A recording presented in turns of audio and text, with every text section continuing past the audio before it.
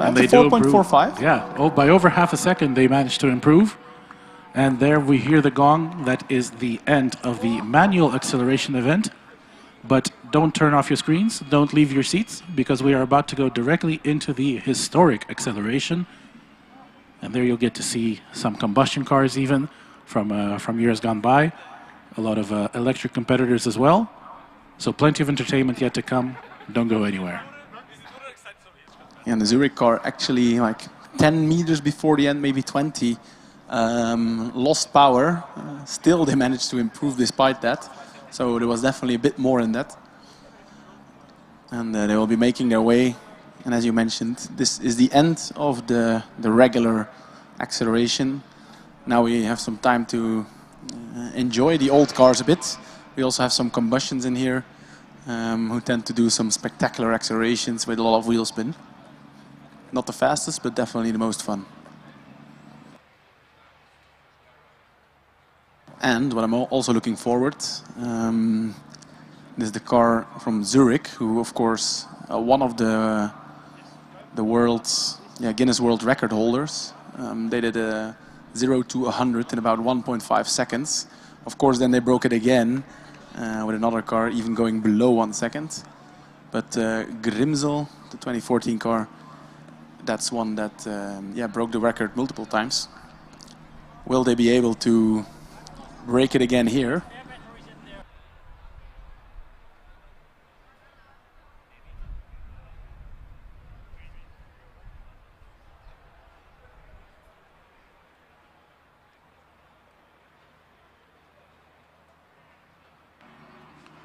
So Matti, no rest for the weary. Already we see the first historic competitor, H03 from Stralsund. Yeah, they will be revving it to the max, dropping the clutch and doing probably a burnout for a few meters. I think they will get 4 runs again, as they did in the skid pad yesterday. So we'll definitely see some action. Already a few cars indeed lined up. Stralsund, Eindhoven. One I can't quite make up. Also the Zurich car.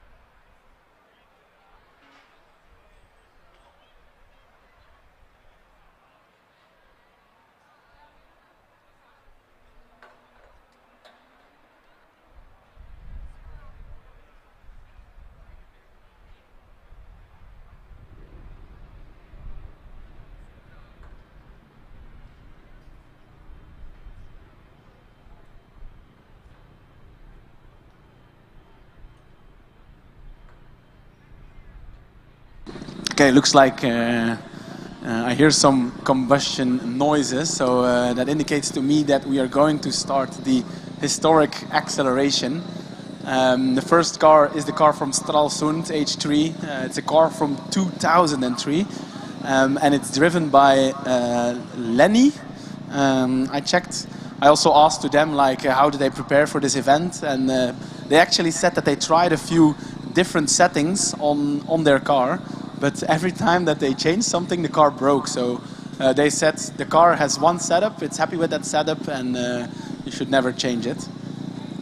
Apparently it's the first time that Lenny drives on an event, but they're very confident that he's a good driver, so let's see how they go forward on this acceleration. Because in the combustion there's a bit more technique to it. You need to have the right balance between your throttle and your clutch.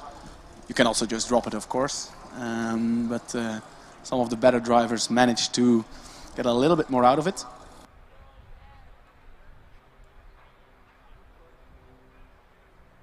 Yeah, now that it's idling here, it's relatively quiet, but trust me, it will get louder.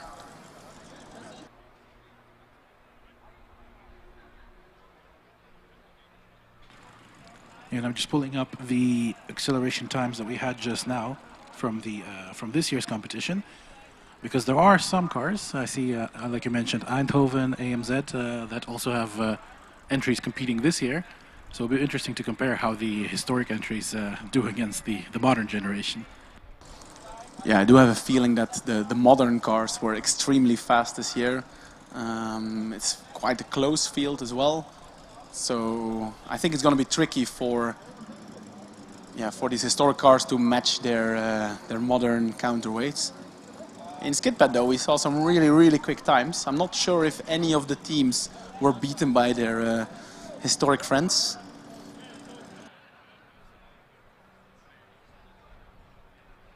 And the Stralsund driver getting directions where to drive. As far as I know, it's just straight. But of course, at the very end, you need to navigate through the whole exit sequence.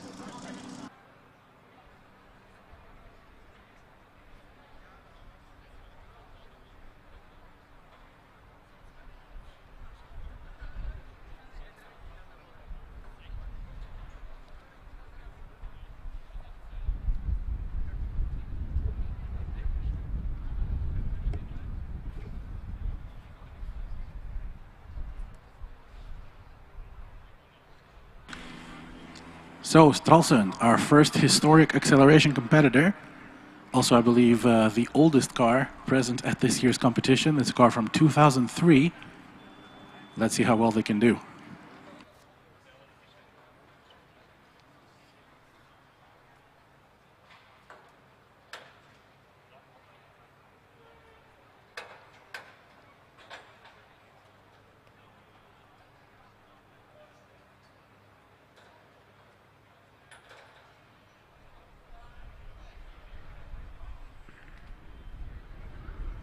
And I hear another combustion car being started up. I think they're splitting the queue a bit in electric and combustion queue. Makes sense. And a green flag for Stralsund. That's a very nice burnout. I think the driver's literally doing some burnouts just to get heat in the tires, starting and stopping. Nice. And then we have the Eindhoven car from 2019. I went to have a little chat with the team. It's driven by Lars, but it should have been Wouter. He was really looking forward to driving the acceleration today, but unfortunately, he's currently in the hospital with a potential infection maybe, so all prayers to Wouter. And probably, or hopefully, he will be following the live stream here and seeing his baby do the acceleration. Driven by Lars this time. Yeah, neat. That's pretty good launch. Yeah, the car from this year set a 3.489. The 2019 competitor from Eindhoven managing a 4.32.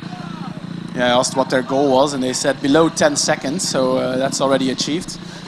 Yeah, goal accomplished. Go back to the pits, open a beer. Apparently, because the car is already a bit older, some parts have been replaced, and they're lacking some power and some torque, but yeah, 4.3, that's still a very good time. Erlangen, H74. Will we see another big burnout? Well, their electric competitor from this year set a 4.36. Let's see how they do.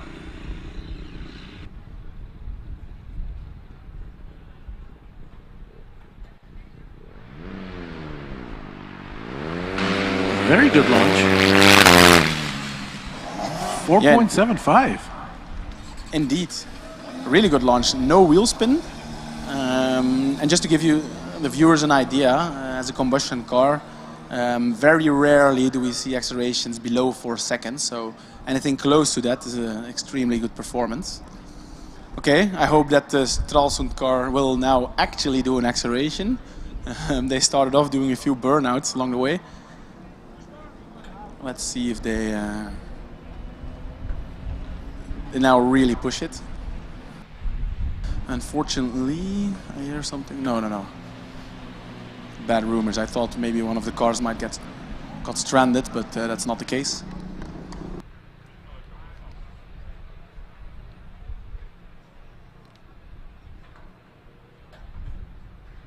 And have been given the green flag. Again with quite a bit of wheel spin. Did he shift up during the first wheel spin phase? Oh, lock up from the front. And that is a 5.04.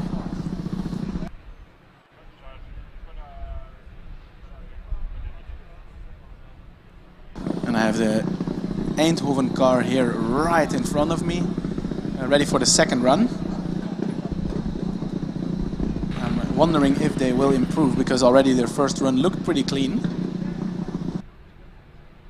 Yeah, it was good acceleration throughout, maybe a little bit slower off the line than they would have hoped. So maybe they can still improve. Yeah, but they told me they lack a bit of torque, they lack a little bit of power. They probably left it in 2019 when they were actually competing.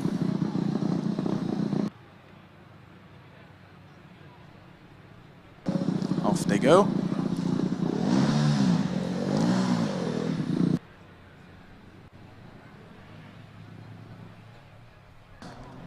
Of course, with these electric cars, you can just slowly roll forward, but with the combustion it's sometimes a bit more difficult. I need to play with the clutch. And away they go. I would say it looks a bit quicker. And it is 1/100th of a second quicker. Wow. Erlangen with their second run. They had a very, very clean launch in their first run. I wonder if a lot of teams will do back-to-back accelerations now. Well, since there is no limit, I think, on how many runs a single driver can do, if you don't have enough drivers, maybe they'll do all 4 in a row. Like we saw with some of the skid pad runs.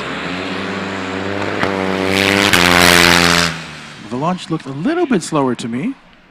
Yeah, but it was quicker. 4.57. It was indeed 4.57, and that is only 0.2 slower than the electric team from this year. Yeah, 4.57, that's already quite impressive for a combustion car, and most certainly for an older one. So well done by Erlangen.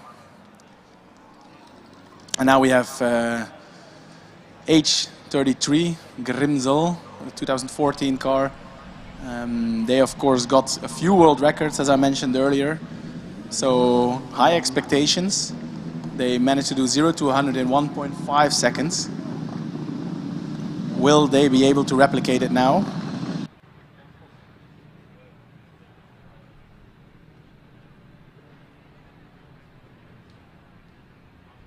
It has been given the green flag. Drivers preparing. Yeah, this year's team had a 3.489. This is looking very quick. 3.4, and it had a little bit of wheel spin, so... And that is faster than the team from this year. No way. Yeah, 3.400 versus 3.489. Luckily, this year, the driverless is still a bit quicker, but yeah, it just goes to show still how quick these historic electrics can be. H05, and I kind of missed which team it is, so I'll have a closer look. It is from Kiel, of course. Combustion car, so we'll get some nice noise. Hoppa! Big burnout. It's a 4.7. Pretty impressive runs from the combustion car so far. The Delft car from 2015. Yeah, now an electric one. Let's see how they stack up against the DUT25. And again, driven by Len, the chief engineer of this car. He enjoyed the skid pad so much that now he wants to do all the events.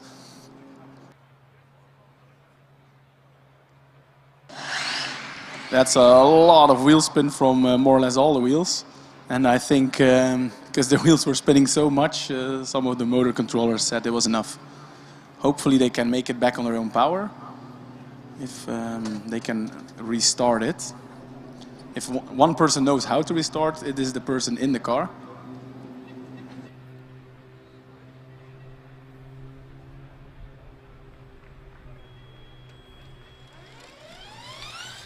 Yeah, and the car from Delft got going again. The taxi was already on its way to retrieve the car, but it's not going to be needed. Doing a little bit of maneuvering in order to get back. And then hopefully we'll see the Delft car again, this time without wheel spin.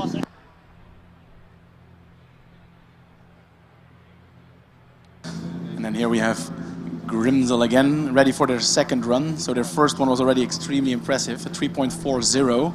I had a feeling they even had a little bit of wheel spin, so I'm sure they can improve. Driver's preparing some settings. Wow, that's a super clean launch.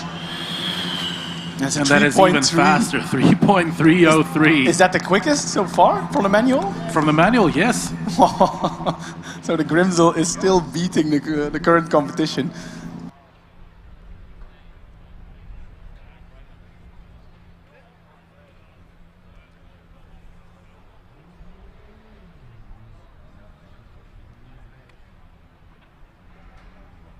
Ah, that's crazy, right? The 2014 car still beating the current ones. 3.3. That's so quick. In the meantime, if the combustion again from Kiel, and yeah, you really cannot compare electric and combustion in this event. So we need to keep that separate. But I'm not sure if we'll see an improvement on that 3.3 from any car in the Historic Cup. No, probably not. I mean, there will be that 2018 car from Munich. They were pretty fast as well. The 2017 car from Delft was pretty quick on the skid pad too. In the meanwhile, we get a 4.73 from Kiel. And looking much more controlled after the finish line than their from Kiel. And looking much more controlled after the finish line than their electric successor, counterpart indeed. Yeah. And now car number H85, the DT15 from Delft.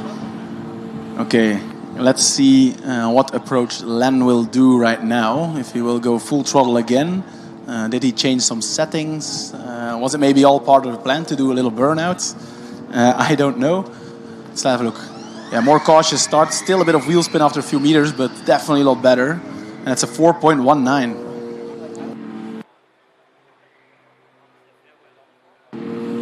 We can hear the engine of car number H26 from Regensburg lining up to go next.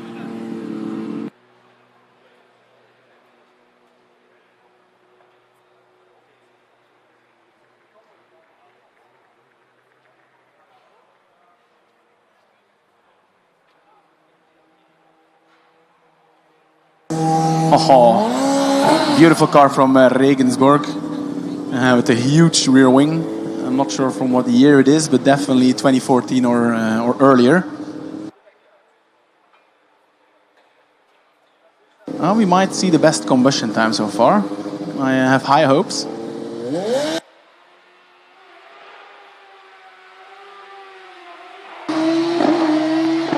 And a 4.6, well, I think the car was literally standing still for a whole second with all the wheels spinning, or at least the rear wheels. And this is a car from also Regensburg. H62, completely black. with the smaller Continental tires, smaller sidewall, and the DRS wide open.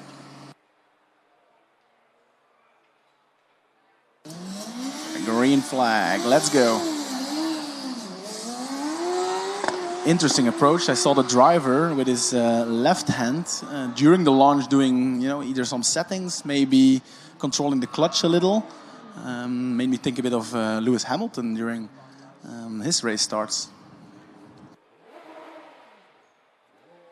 I hear some revving. I think they're giving a little bit of a show, driving backwards.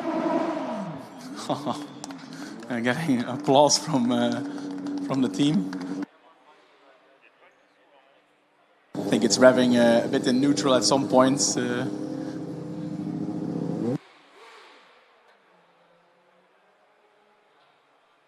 All right, so their first run was a 4.6, and they had a lot of wheel spin.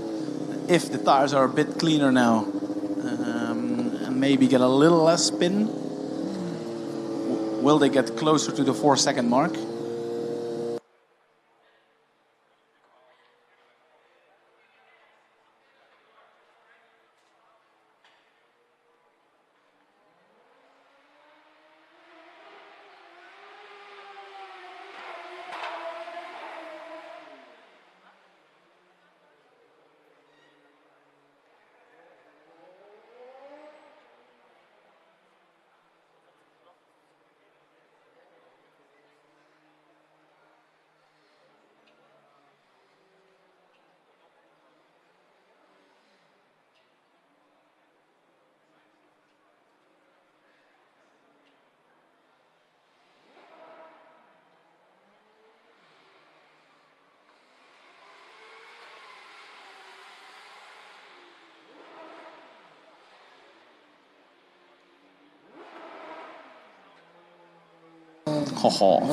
H31 car from TU Munich with a huge rear wing. Not sure if it's beneficial in the acceleration.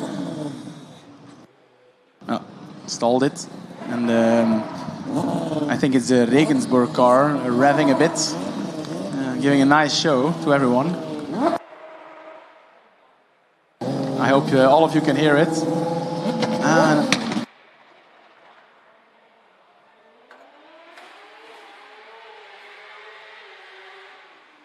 4.27, closing in on the 4-second mark. So really good acceleration from the TU Fast car. They had a really nice launch, actually.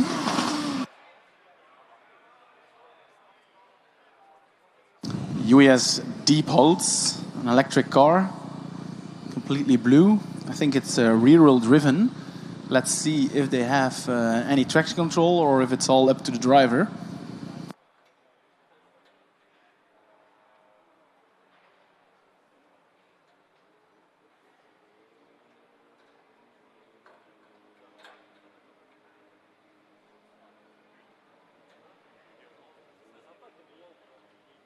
Yeah, I noticed a few teams that actually have their clutch as an extra pedal behind the steering wheel. I didn't know they already had that in Formula Student.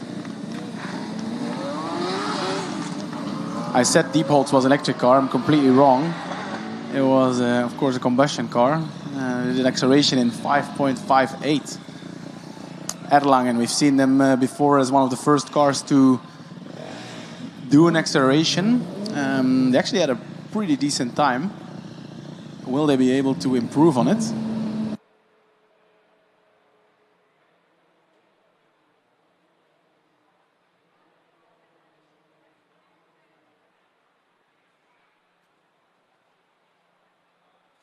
And yeah, so far it's been quite a nice throughput of cars. Not too many cars getting stalled. And Erlangen is away with a 4.85. And I have the Munich car here right in front of me, making quite a bit of noise. Make sure to pay attention on the start, because the driver will put it into the rev limiter and drop the clutch. It's a really interesting sound when it's in the limiter.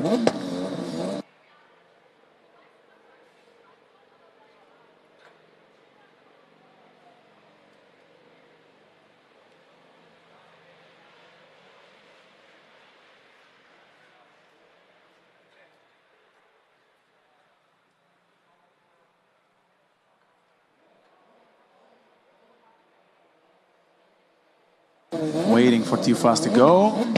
And away to go. Wow.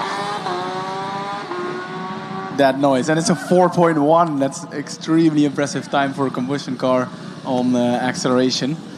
And I think that's the fastest combustion we've seen so far.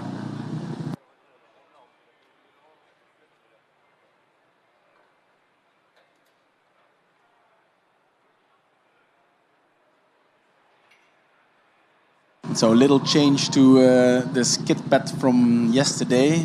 There they were allowed to do 4 runs after each other. This is not allowed anymore. After 2 runs you have to get out. You can still do other runs with other drivers, but not 4 after each other. Diepholz making itself ready. The launch didn't quite go as planned, but they're pulling through without any issue.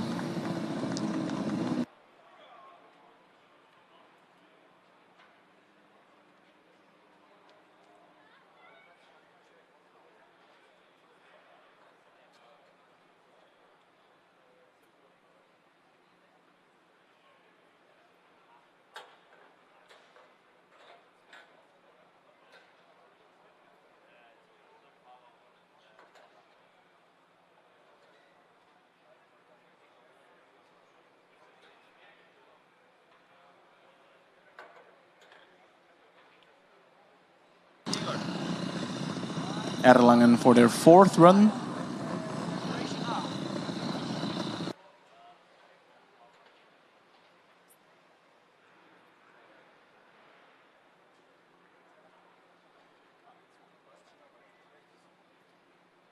I'm not sure what happened on the track exactly, but the taxi driver had to take a look. Maybe some components fell off. And away they go, Erlangen. Looks quite nice. A 4.77.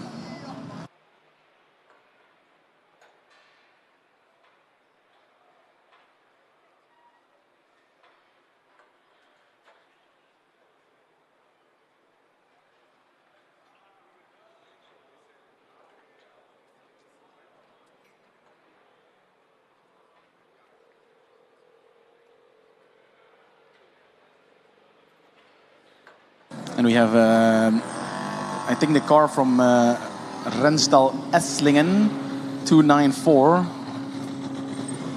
lined up, and they have a really cool engine sound, a bit lower pitched than all the other.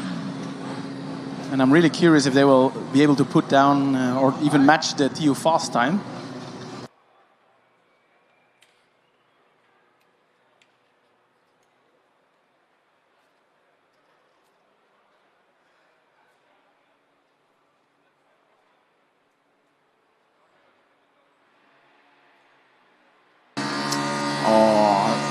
Nice revs, lots of wheel spin, driver wiggling it still a little bit, but actually pretty good time, 4.7, if they can improve on that.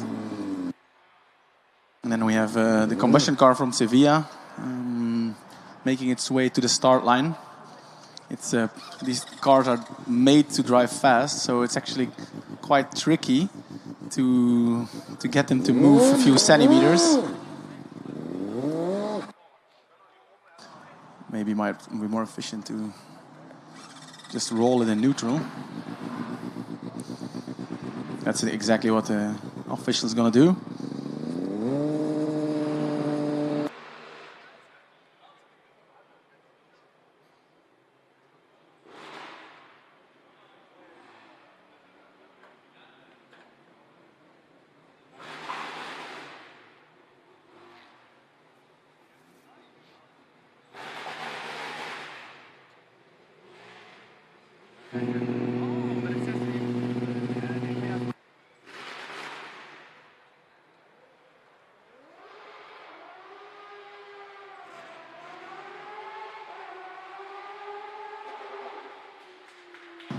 Yeah, that's nice, isn't it?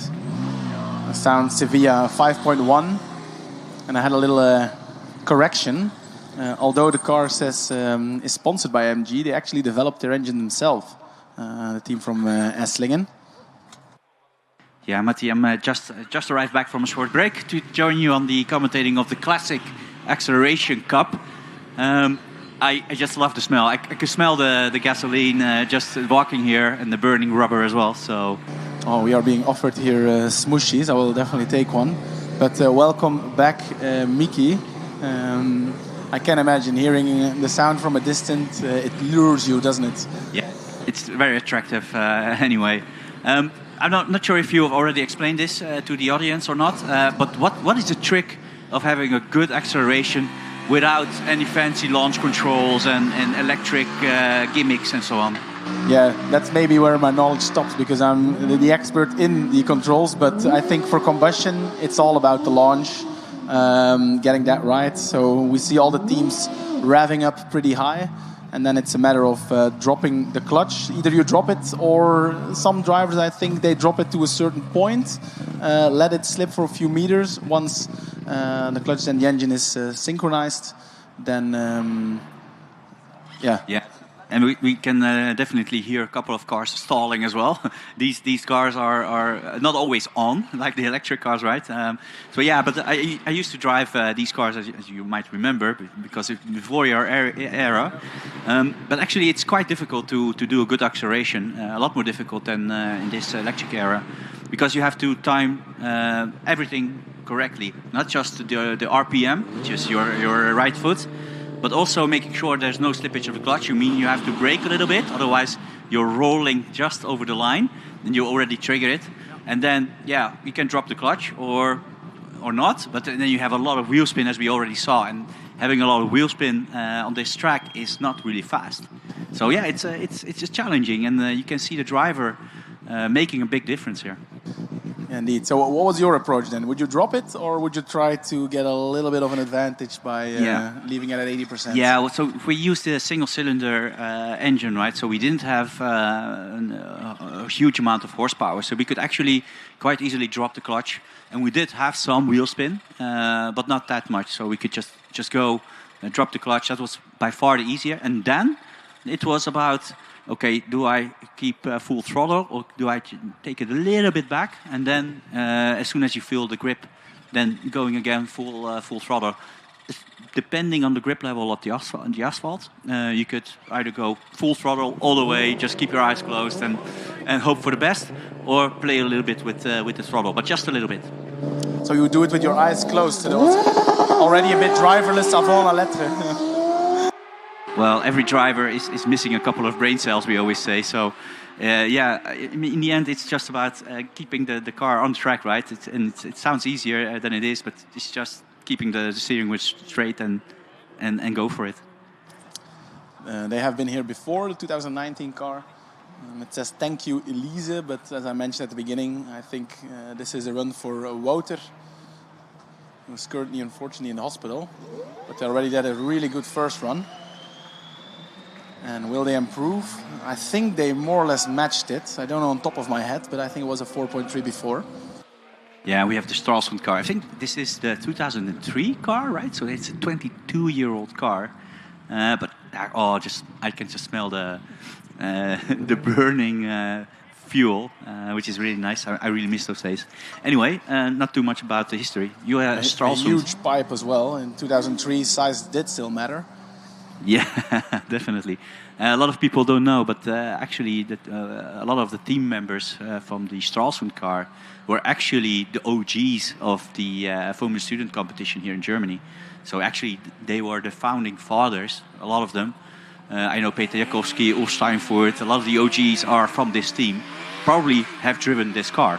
So that's an interesting fact to know. Imagine if Ulf would come back here and drive this car on FSG. I would die. That would be so awesome. The counterpart of the 2019 Eindhoven car, the 2018 one. Let's see if they can beat the 2019. Of course, a lot of things to take into consideration. What kind of states these cars are. Not all of them are completely up to spec still, as they were in their original years. And actually with the combustion cars, the shifting in a way is a downside, but also an upside, because if you have spinning wheels, then naturally. Woo! The car is really swerving at the end, but at a very quick time, 3.8. Did you see that, Mickey? Yeah, swerving. Yeah, but towards the end, not even at the beginning. So something maybe with a motor controller. We know from from own experience that sometimes one of the motor controllers would quit. That means you have a lot more torque on one side of the car. So that would automatically mean swerving a little bit, and you have to catch it as a driver, don't you? Yeah, definitely. You have 4 motors in these modern cars, 4 independent motors. If one of them on the left or right stops giving you torque, then suddenly you get a kick. That might have happened, yeah. Luckily, the driver managed to keep it under control. The 2019 car of Jure does again a 4.3. So on acceleration level, 2018 seems to be just a bit better. A new combustion making its way to Dortmund.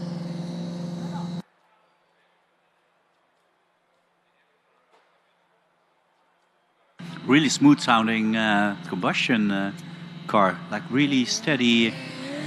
Yeah, sounds really, really nice. Well-tuned car, this is. Some wheel spin, a lot of wheel spin in fact. So that will cost them a lot of time, 5.24. But it was very controlled, as you say. Wiggling the tail a little bit.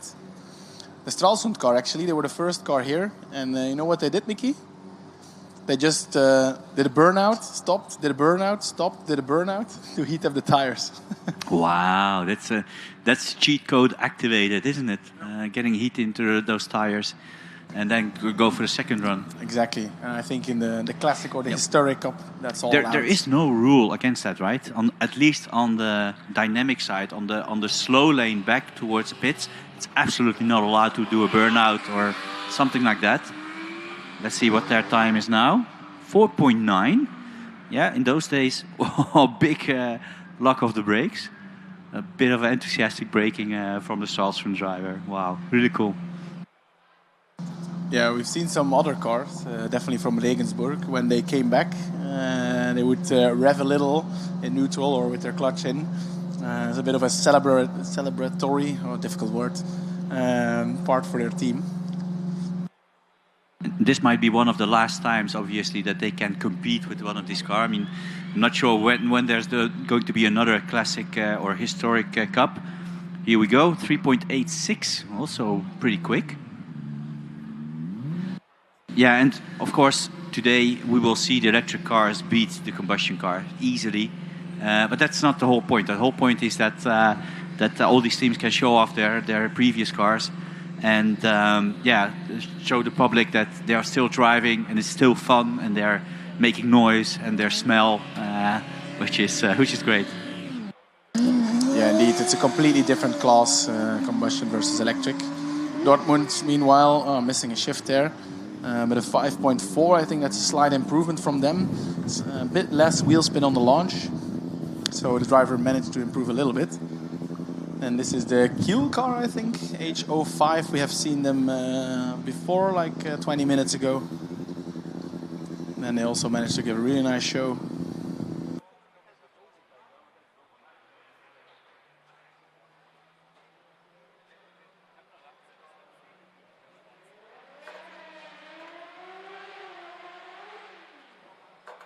Yeah, I just love the sound of the shifting. Really, really smooth shifting as well. You could actually hear it not losing a lot of sound. And that's also one of the areas that they lose time, shifting, right? Compared to the electric. Yeah, indeed. Every time you're shifting, you're not accelerating. Actually, in F1, they kind of solved that issue. But that would be a bit too complex to arrange from a student.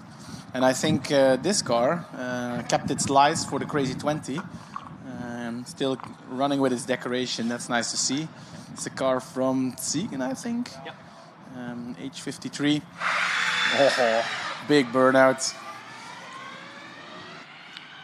Krijgen ze 4 inch? Ja, maar ze mogen max 2 na elkaar doen. Ja, precies. Maar wel met dezelfde kleur? I smell the rubber. Ja, mag met dezelfde, denk ik. The rubber of the burnout. I hope at least it's the rubber, because if an electric car starts smelling, it's usually not good. Yeah, indeed, shifting costs a lot of time for the combustion cars. But it also has some advantages. because if you're spinning the wheels too much, you're naturally limited by, for example, your first gear. And this is something, as you can see, the electric cars do not have. They can just spin up to full speed immediately and never recover. We used to play around with the shifting as well. Also, we tried getting off the line in first gear or second gear. And in certain conditions, second gear was even better than the first gear. But it depends a little bit on the tarmac, on your gear ratio, the weather. So, yeah, you can play around a little bit more. Yeah, yeah, definitely. And you see this doing in F1 as well. When it's a bit of a wetter race, and they would tend to start in second gear or on low grip conditions. So you're coming back, asking its team if it should do it second run or not. And Kiel is lined up for its, might be the fourth run already for them. Yeah, so these teams are allowed to do 4 runs, right? So it doesn't matter whether you did with 1 or 2 drivers, I believe. But you're not allowed to do 4 runs after each other. Exactly, and that's what happened in the skid pad. I think maybe that was a little bit too wild. But as far as I know, you can do it with the same driver.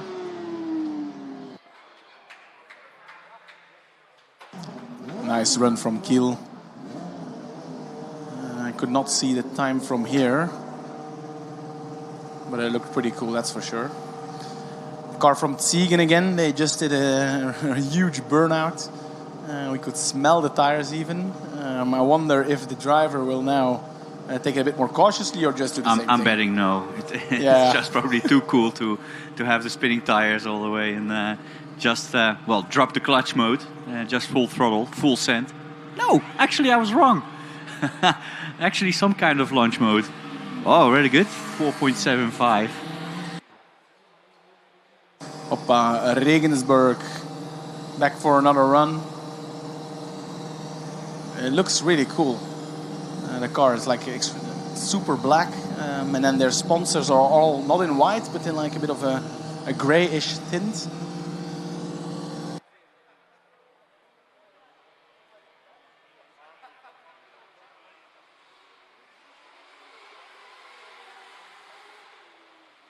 Oh, love the sound of like the upshifting of these cars. Another Regensburg.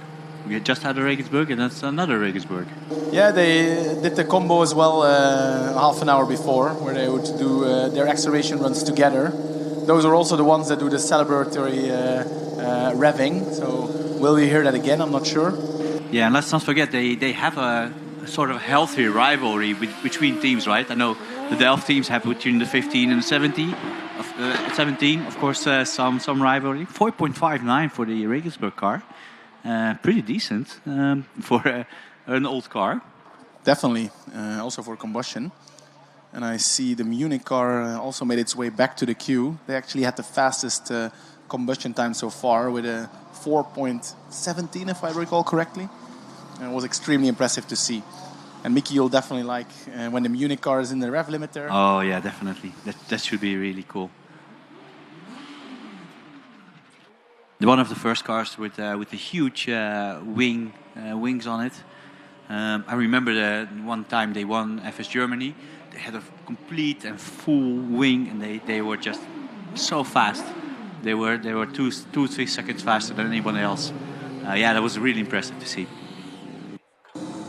Diepholz back again.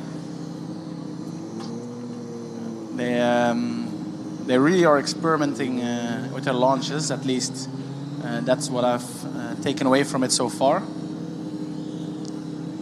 They're not going flat out. They really try to find the right grip and gain some performance there. I wonder what the driver will do now. They have this really cool RPM thingy, or is it turbo pressure? No, it's RPM. Unfortunately, they kind of stalled it just after launch. That will cost them some time. Yeah, and the nose of the car was so high, they had to push the car all the way to the front until the wheels came up to the light barrier. The nose was above it, actually. So that's why it was quite positioned quite further up to the line in comparison to this car, for example. Interesting, yeah. well spotted. I didn't see. Yeah, you can see the light beam being almost on the ground. So if your nose is quite high, it will not trigger it.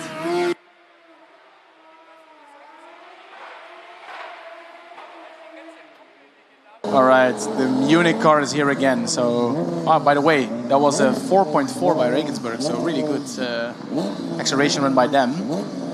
Munich, will they be able to improve on their impressive run before?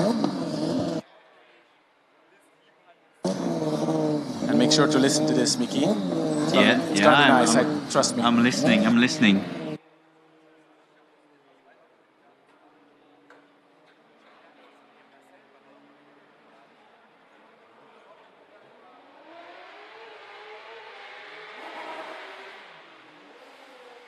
Whoa, that was nice. And they are really using their rev limiter as kind of a bit of a traction control. Yeah, I was just saying, because the rev limiter wasn't at the top of the range, right? So they probably said, okay, the rev limiter, we lower it just for the launch, because after that, the revs were going higher. So they found a way to use the rev limiter as launch to limit the revs as a rev limiter should, but actually a bit lower than full send. Yeah, interesting. We should find a team member and ask if that's actually true. Well, at least that's how it sounded. So I'm speculating purely by sound. But because after that, you could hear the revs going higher than that before shifting. Yeah, indeed. I totally agree with you on that.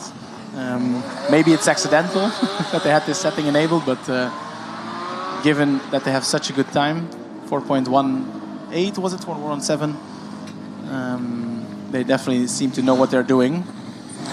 Here we have Esslingen again.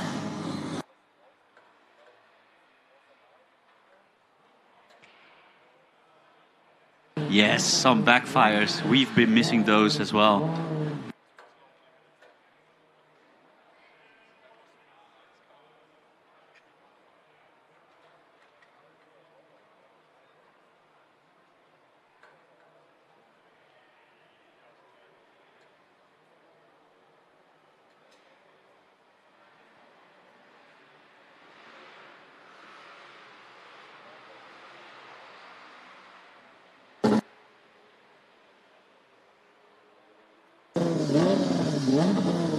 And that was a 4.4 by Esslingen. Yeah, the launch was with quite a bit of wheel spin, but still a very impressive time. They definitely lost the time at the beginning. After that, it was really a smooth acceleration. Shifting was really like without any hiccups as well. But now Munich back again.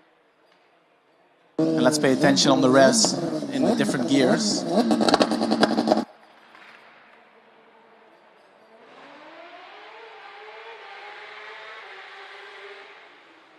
Oh, and they went even quicker with a 4.13 on their last run. That for a combustion car, that's pretty impressive. To approach the 4-second barrier, that's really quick.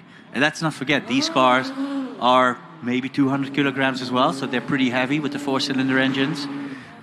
So they have a lot of weight to toss around as well, right? So yeah, getting towards the 4 seconds is really, really cool. Sevilla again. They also had some really cool runs so far. They're also a bit tricky to align well on the starting line.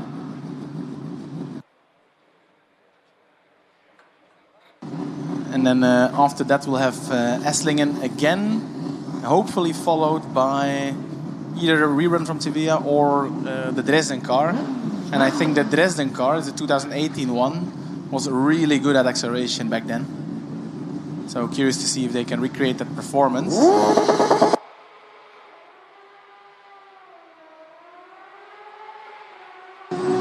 That sounded like a very long first gear, no? Yeah, definitely. I would expect maybe it's a second gear. I don't know, but it was pretty long. Yeah, it could be indeed that they just did a start in second gear, or we missed the shift from first to second. Esslingen again. And it's interesting. The noise of the engine is really slightly different than many other combustion cars I've heard. If you compare this to the Munich car, for example, it was really steady, only one rev. And this car is you can hear the changes in the revs, right? So, but this is idling, so it doesn't really matter that much. a better start of the line. This should be better than the 5 something. Yeah, there we go. 4:28. The launch made the difference, didn't it? Yeah, and that's already a lot closer to the Munich car than their previous runs. Yeah, the launch will make or break this acceleration, especially with the combustion cars. It's so important to get that right. Meanwhile, Dresden trying to align its car. Looks like they have a very sensitive throttle setup because the driver had a hard time moving forward slowly. I have high expectations from this car because it used to be very good. Jumping around a little bit. Ooh, unstable at the end, but it's a 3.5 in their first run. Whoa, for a historic car, that's really cool. We actually had Grimsel before, Mickey, doing a 3.3. Wow, that's really cool. Of course, that's a world, world-breaking car. Yeah. World record-breaking car, I should say. Let's hope they don't break the world.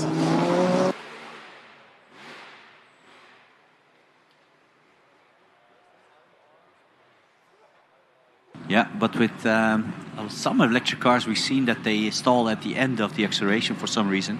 Maybe because of the motor controllers or something like that. What would be the reason for a car to do the acceleration and stalling just before going off the track? Yeah, Igor and I were also speculating on that. I think this is the event where probably they reach the highest top speeds. This is also the event where they all push for the highest currents, the highest powers. So if something there would go wrong electrically, this would be the event where it does. Yeah, that makes sense, actually. Yeah. Pushing the limits, you can break the car. Exactly. Yeah, and indeed in the in the regular competition before, we saw a lot of cars actually stalling just after the line. These ones, of course, are a bit more ironed out. They have a few years under the belt, a bit of experience. Yeah, but also standing still for a number of years. And with everything, things degrade, right? Just collecting dust. Things, rubber getting old. Oh, Sevilla, very nice. Bit of wheel spin on the launch. A 5.2. And I said a bit of wheel spin, but actually it was quite a lot. Yeah, they did a nice burnout for a few meters. Driver definitely enjoying himself. TU Dortmund, H24. Really low car, this one. You can see the driver sitting quite close to the floor. There's no weight up on top, so you can see the center of gravity of this car must be quite low as well, right? So because there's almost no mass above the head of the driver. Yeah, and they didn't go for a front or rear wing, but they do have a really nice looking diffuser. Using the ground effect of the car. If you do it well, it kind of comes for free.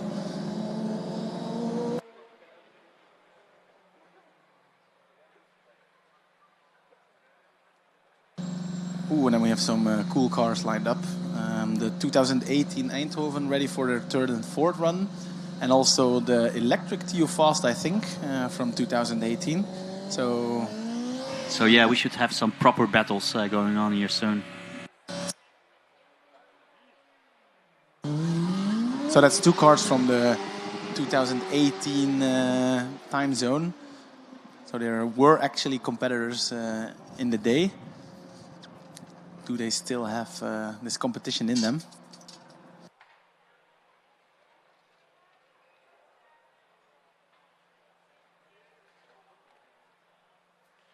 They had a 3.8. Will they be able to improve? DRS goes open.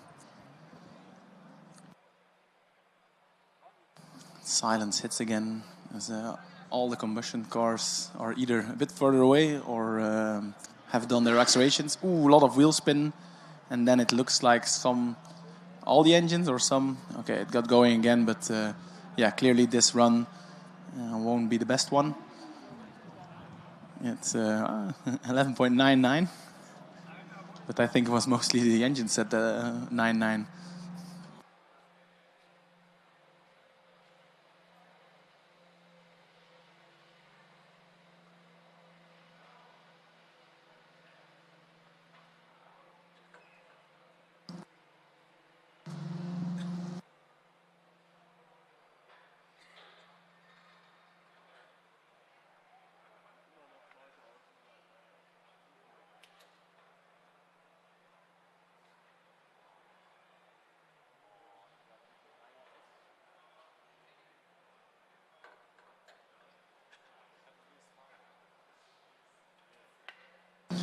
TU Dortmund with their nice diffuser.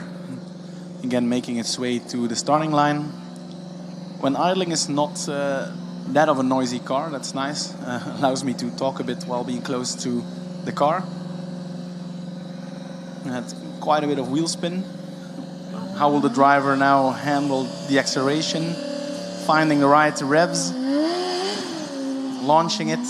The initial launch was good, but then eventually they got wheel spin anyway, and it's a 5.15.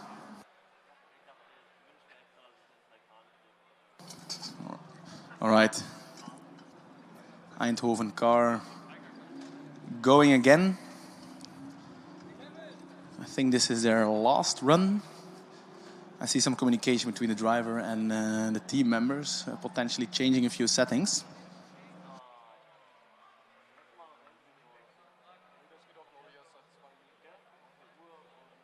Nice to see the DRS opening. Some teams... it's a clean launch. And very quick at the end, swerving a little bit. That's a 3.89. I think that more or less matches their previous best time.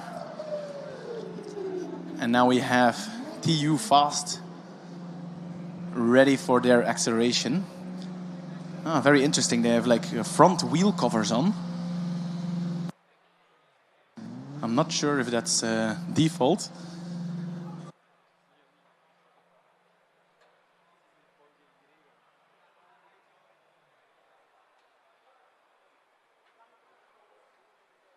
It's aerodynamics. Yeah, one of the team members told me it's for fun and testing to see what it gives. Wow, the 3.46. I think that's probably the second best electric we've seen. It's doing a little of weaving at the end to get some temperature in the tires. Or underbraking a little bit of nervousness in the car. I'm not sure whether it's actual weaving, maybe, but I think the burnouts would be nicer to do, to get some bit tires temperature. Yeah, nicer, and also nicer for the crowd. Of course, with these electrics, it's harder to switch off the traction control in the times you want it. Yeah, I know, but I know we used to have a button to turn everything off and engage donut mode, right? So the car would actually spin in place by rotating all the four motors in a different direction.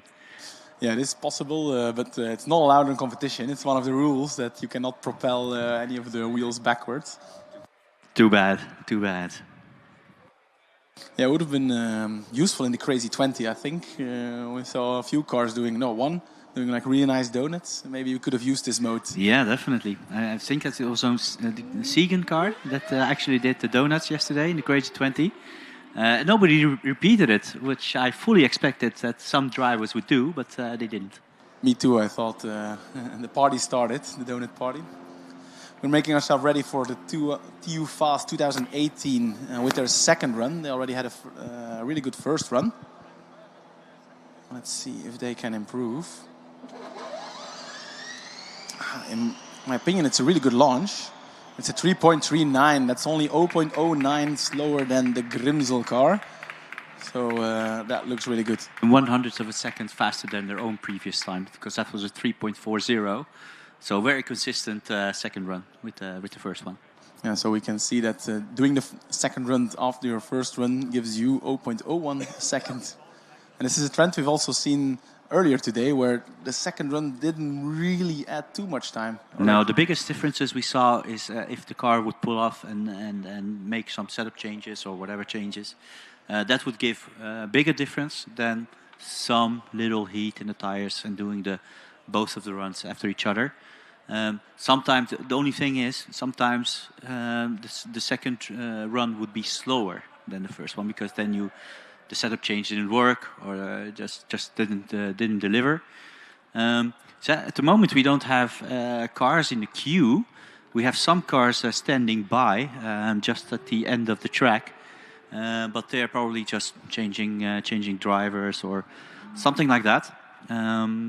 But at the moment it's quite empty.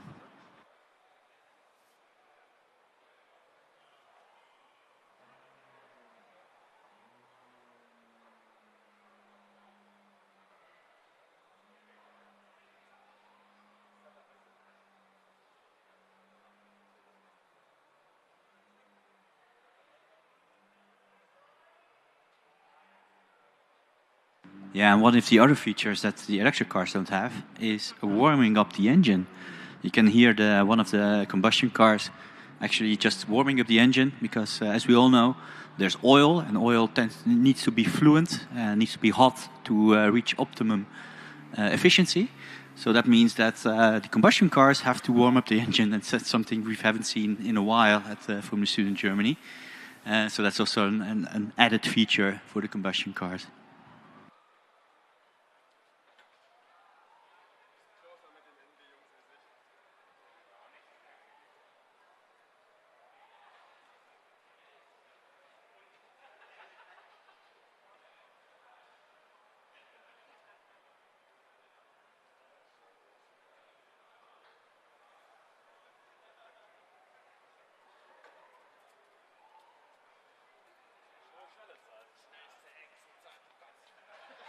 Yeah, we have 4 cars left just outside the queue. We have TU Munich, a Delft car, a Dresden car, and I think it's one of the Schweinfurt cars, the old ones.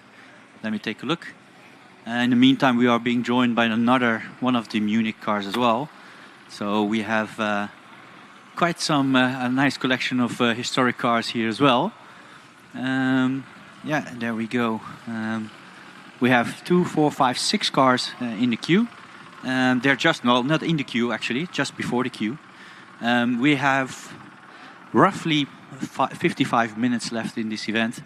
And as far as I can tell, these cars will are just finishing up the final touches on their car.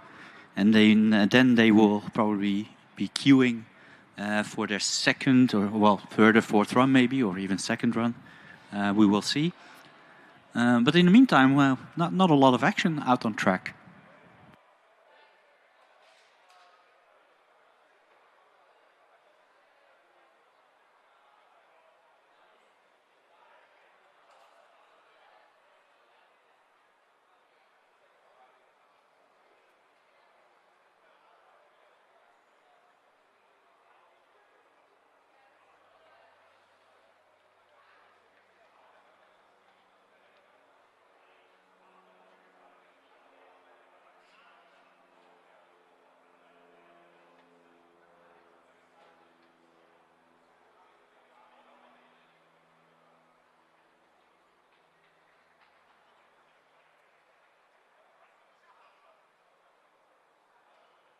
We have a new car coming its way, and it's one that looks quite familiar to me. It is the 2017 Delft car, currently in a kind of queuing drag race with the TU Munich car. Of course, technically they will get priority, but I don't think it matters. We have plenty of time. Yeah, just to remind everybody, this event lasts until 6:30 this evening. And as with all events today, it will be cut off at 6:30. So any historic cup, teams in the historic cup, please make sure you're in time here, so you can do all your runs. You get 4 runs in total, so make sure you get to use them.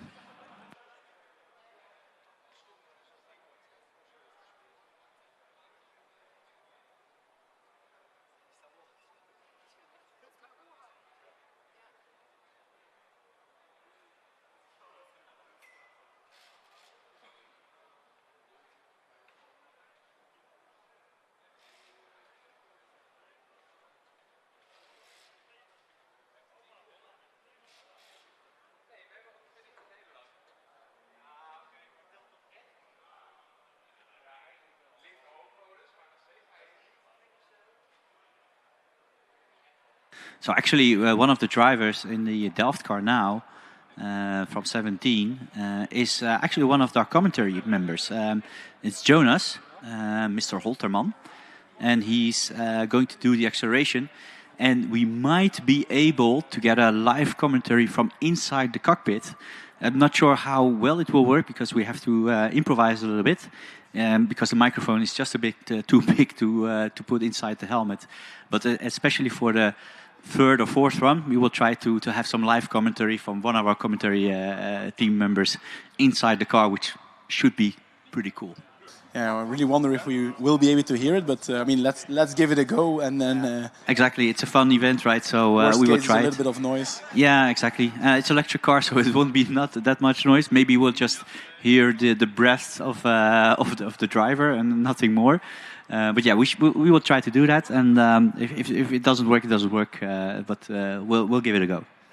Yeah, because it is quite a unique situation. I think this is the first time we can comfortably say that a commentator is actually also driving on the competition.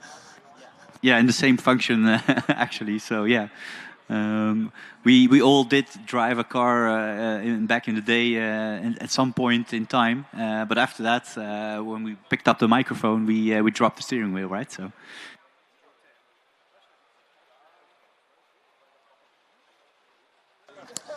And the Delft car is being swamped by by Munich. The electric one on the left of them, and another combustion one behind them.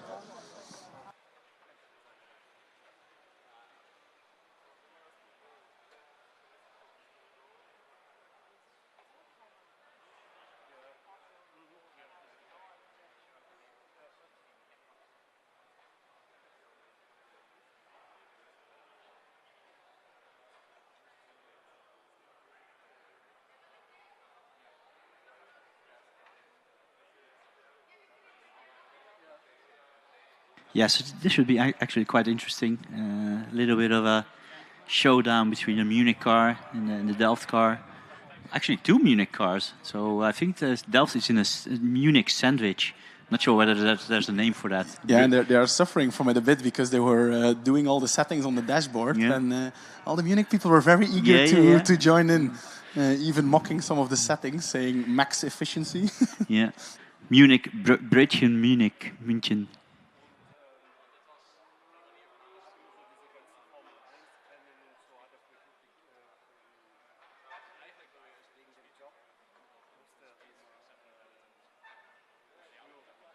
Well, ample time to do all the preparations. We still have 50 minutes left in this event, and there are only, let's see, 2, 3, 4, 5 cars, 6 cars in the queue. Well, not in the queue, especially ready. So here we go. Delft's coming up to the line with our commentary team member Jonas. Let's see whether he can drive as smoothly as he can talk. Yeah, but I do hope he also smashes it and accelerate as quick as possible. This is his first run. I think he will do all 4 eventually. The DRS is already open. Or we get a drag race now. Between Munich and 17. Maybe next year we can do crazy acceleration instead of crazy 20. The 17 is making its way to the starting line.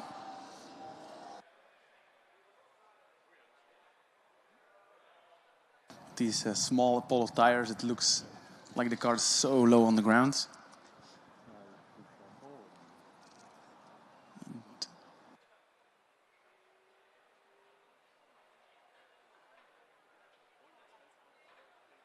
A little bit of alignment, and if the track is clear and all the marshals are ready, then the official will give the green flag. And then our colleague Jonas can go full throttle for at least 75 meters.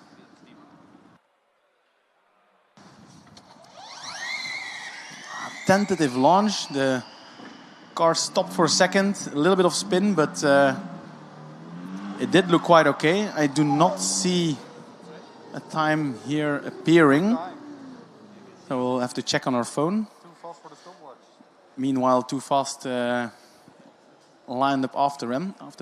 They had a really nice time, I think, of 3.39 just a few minutes ago. Let's see if they changed some settings and are able to get a better run. It was a 3.77.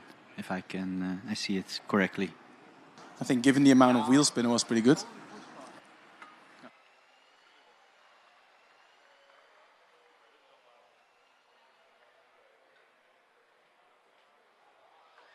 And away they go. We almost missed it. 3.45. Ooh, that's really quick. But Jonas is back for another run. Maybe tweaking some settings. I don't know, but that was really quick. 3.45 from Munich. Yeah, but they did quicker before.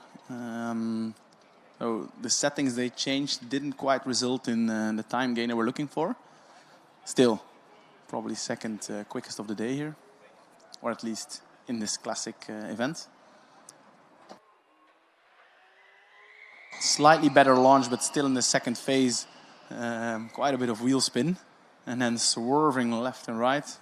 Again, we see no time on the timing screens here, but Mickey luckily has his phone with him. Yeah, so it's not a quicker time.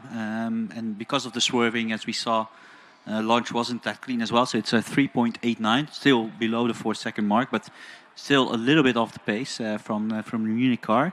And that swerving is difficult, isn't it? Yeah, actually the 10-meter time is exactly the same. So it was really in the second part where they kind of lost it. Munich starting their acceleration early, it seems.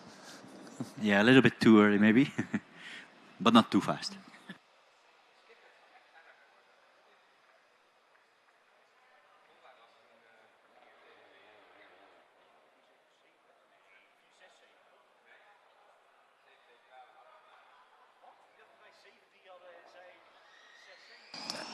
Yeah, a little hesitation on the launch, but ooh, 3.36. Well, that's with a little hesitation. Wow, that's really cool. Wow, it just went after that, didn't it? But it can be even faster, right? I mean, I think so too. If yeah. they get the first part sorted, it should be easy, maybe a tenth or maybe a couple of hundred of seconds easy, faster. Yeah, my guess would be a slightly too high torque maybe at the beginning, but then traction control immediately correcting for it. And yeah, great time. Only 600ths of a second slower than the Zurich car before. Yeah, and it wasn't even a perfect run, was it? So yeah, there's some potential left in that car. Not sure whether they get a couple more runs, or was that the final one? I'm afraid it was their final run. It was the final one? But they can be quite happy. I mean, yeah, second place, yeah, very definitely close. Yeah, and pretty close to the top spots. So that's a lot of points for the cup.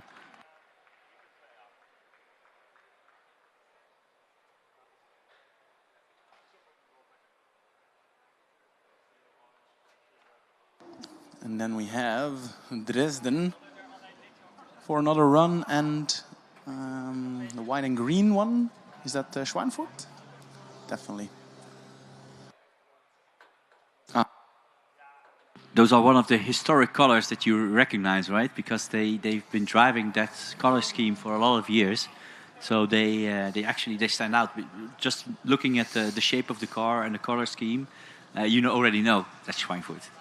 Unless we're completely mistaken. But this year they tried to trick us a little bit. Yeah. They also added some orange on the nose. Maybe you've seen it earlier today. No, I'm talking about the historic cars, right? So they are very recognizable. Every time we see them, it's the same nice green with the white, with the Shea Fleur sponsoring on it as well. So yeah, that's classic.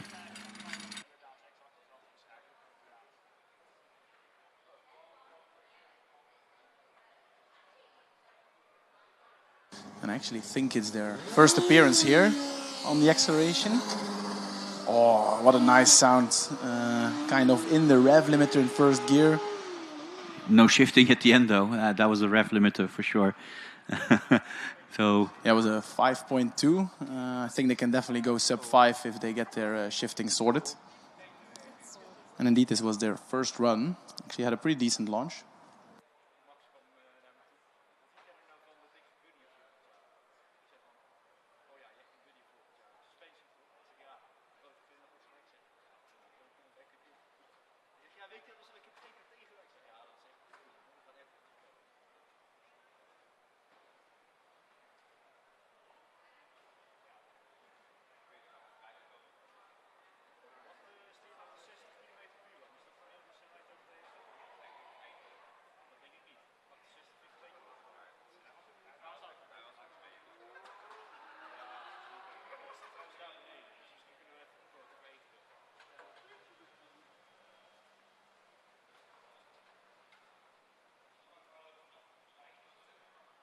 yeah, you can do it. Yeah. Sorry, I was just trying to help one of the red shirts to give the tour to one of the Porsche sponsors. So yeah, no, we're just looking at the queue. It's empty actually, so we have some. Well, the moment I say it, one of the cars is coming up. As always, we jinxed it. Anyway, no problem. Just one car left in the queue, formally just coming up to the line. As long as Kevin is awake and will allow them to continue to the line. Yeah, he spotted them. Well done. So we will have some action, but the amount of cars is dwindling.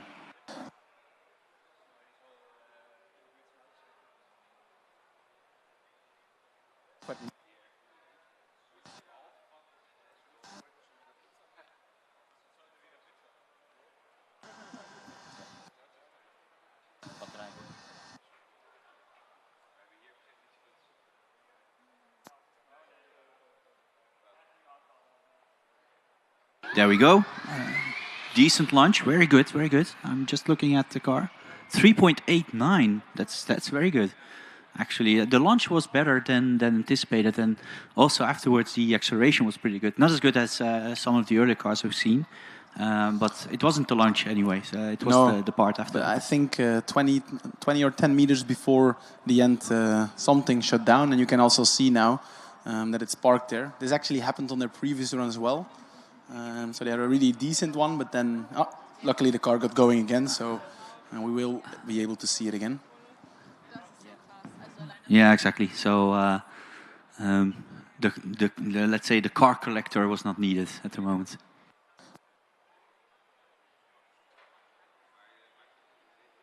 I do see some cars just outside the queue being readied for the queue. Just let me see. I see 1, 2, 3, 4, 5 cars still waiting to make their final appearance on the historic acceleration. And the car from Dresden, was that the final run, you reckon? I do not think so.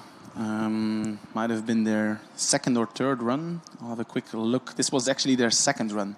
Right, the first run two had a similar less. issue now again, Yeah. so they'll probably look to fix it. Probably didn't manage to fix it in time, or maybe something else happened, but we don't know. But there's another car coming up, one without any big wings, as far as I can tell. Car historic 153. With some cool wingman though. Yeah, that's all you need. Wingman. Yeah, I really like these old cars. It looks really good. Electric car without aero package from Siegen. We've seen them here before, right? So this isn't their first run. I think they did 1 or 2 runs already. I think so too. I'll have a quick look online how many runs they already did. They were also the team that still had their lighting on from the Crazy 20. Yeah, Siegen did 2 runs already with a 4.75 as their best. That's quite nice to see. Yeah, this is one of the early electric cars, right? Before the whole aerodynamic era of put a wing everywhere you can. Why? Because we can. And I think, if I remember correctly, I spoke with them before and they told me they are the oldest electric here. When they come here, I'll ask to confirm. But it does look like because the first electric cars were introduced in 2010, if I remember correctly. Yes, either 10 or 11, but I think 10. I think 10 because that. I mean, it was still a demonstration event, right? I can remember the night demo of Green Team Stuttgart, one of the very first electric cars, and then after that, it just went crazy with all the electric cars. Yeah, and pretty quickly they got to a very high level.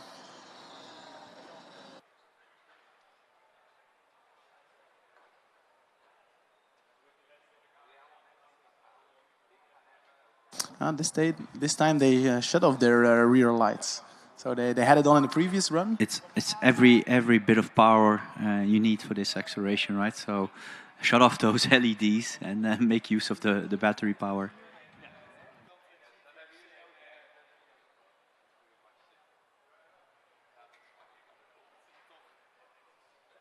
So confirmation, this is indeed the oldest EV here this year in the competition. I did also ask about the decoration lights, but it seems like the driver forgot to turn it on. Maybe we can ask him to turn it on again when he comes back. Wow, quite some wheel spin, even halfway through the acceleration, still a second kick of wheel spin. And that's a 5.6, so not quite as quick as their 4.7 before. No, that seems like playing a little bit more with the throttle. Like, oh, wait, I can press it a bit harder. Oh, wait, there's some wheel spin halfway through the acceleration. So yeah, that was pretty cool.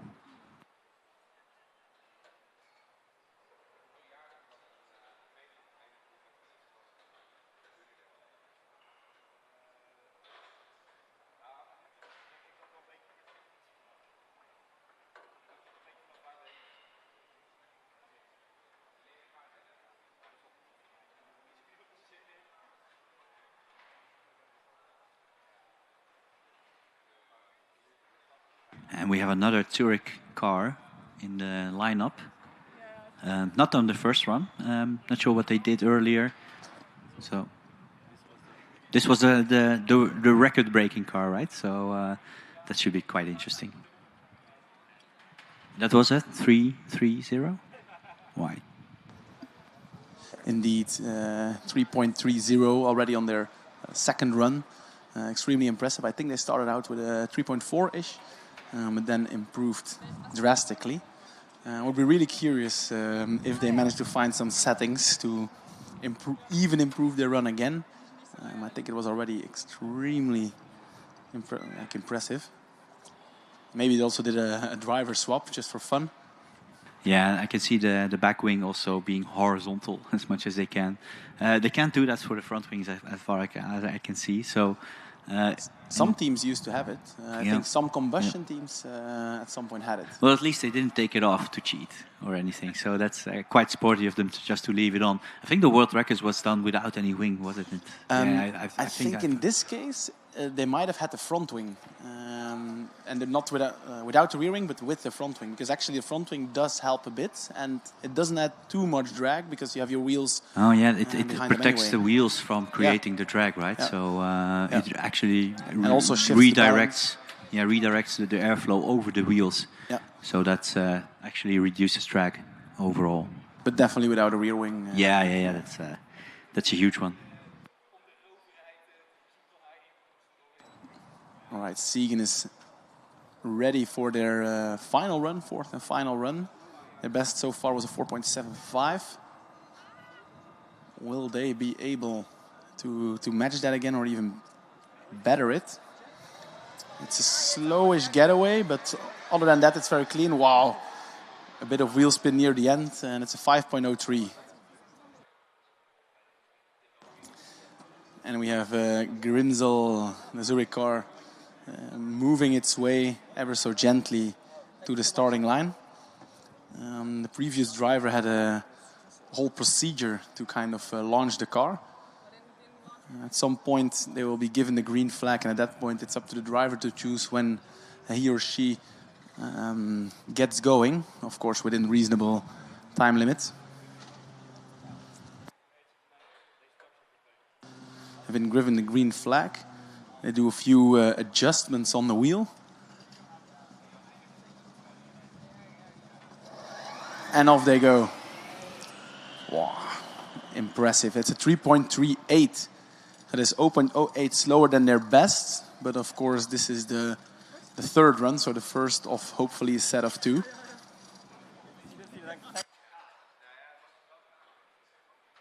And I think they have some special launch settings. That's why they do a little bit of tweaking. Also now at the end you can see the car is standing still. I would hope this is just to change the settings back to normal. Some of these electric cars do so, because launching a car is completely different than slowly driving it back. I've seen it with many other electric cars. But they got moving again, so that's good news. And the Schweinfurt car is back here. Will they be able to put up a nice show, or will they go for a really good acceleration time? Well, let's have a look.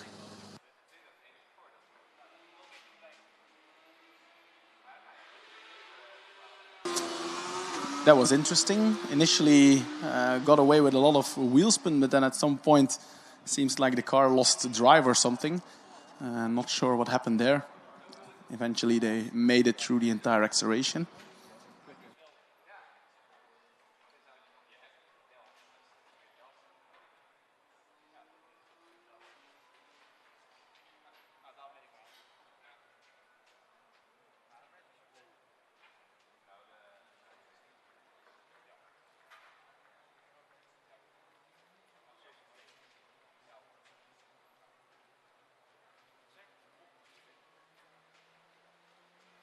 And here is Zurich again for their fourth and final run. Will they be able to improve on their 3.3?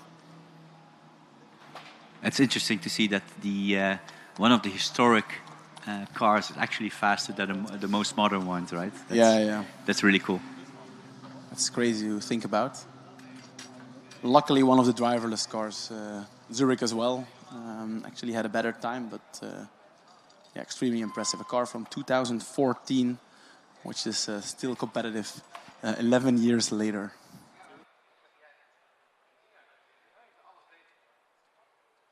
Yeah, and by now there's a bit of a shadow on the acceleration straight, so that might, of course, also influence the track temperature a bit. And it's really only here, this little patch, okay, and it also stretches along further down the road. But it's really the first, 10 meters, or maybe a bit more, that is currently in the shadow. After that, there's still plenty of sun on the track. Yeah, I would imagine it doesn't make that much difference because the asphalt, we know, keeps the temperature pretty well. And yeah, these traction control, and it matters more how well you get off the line. But still, every bit counts, right, in the end? Yeah, that's true, and definitely in the launch, every little bit of acceleration you carry all the way through the 75 meters. Again, driver doing some settings. I saw the car move forward ever so closely. And off they go again. It's so hard to judge if it's quicker or not. Oh, 3.31, 0.01 off their best time, but extremely impressive performance by the team from Zurich.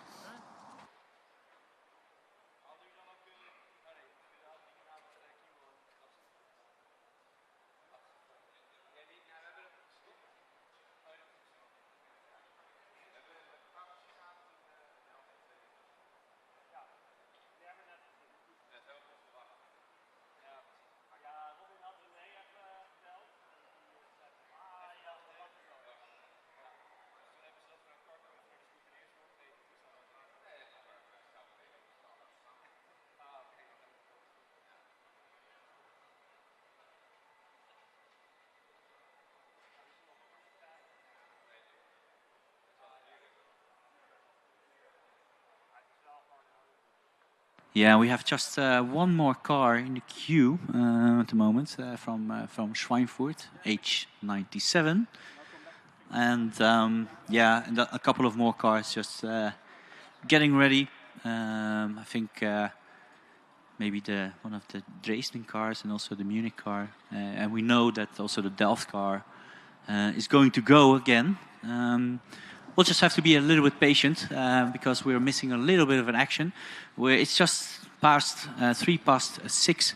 Just to remind everyone, this event will last until 6:30 in the evening. So that means 27 minutes on the spot.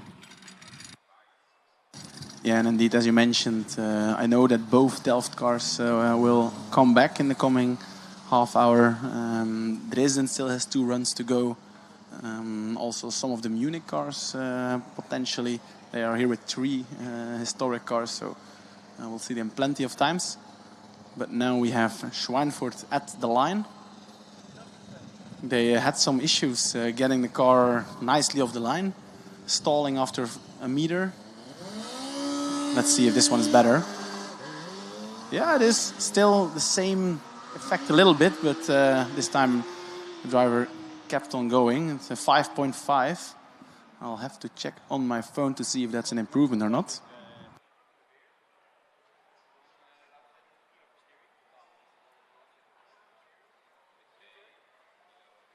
Yeah, this was their final run, and actually, oh, let's have a look. No, one of their. Oh no, it was not. Sorry, this is their third run, so they might still go for a fourth one. But it was actually their first run, which was still the best. This one, however, had a pretty good launch time. So if they can now get it all together, then maybe they can dive under the 5 seconds.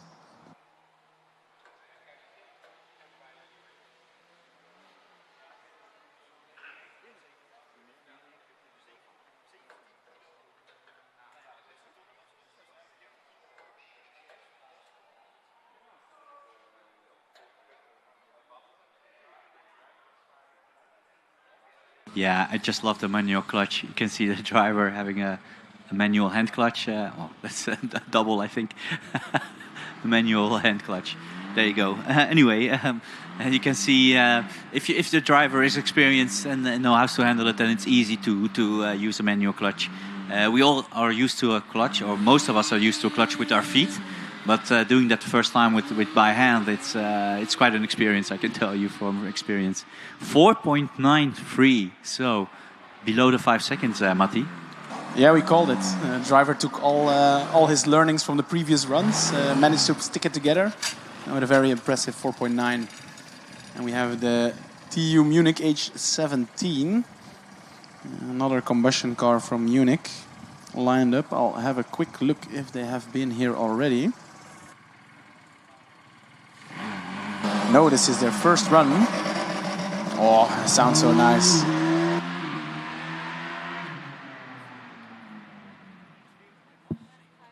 Let's have a look if we have timing.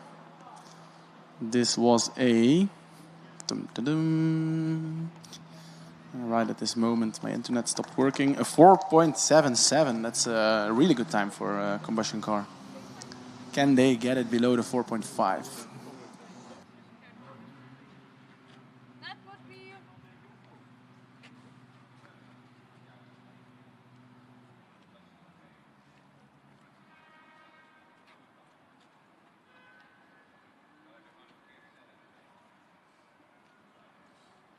Die gaat zo meteen een volledig nieuwe acceleratiemodus testen.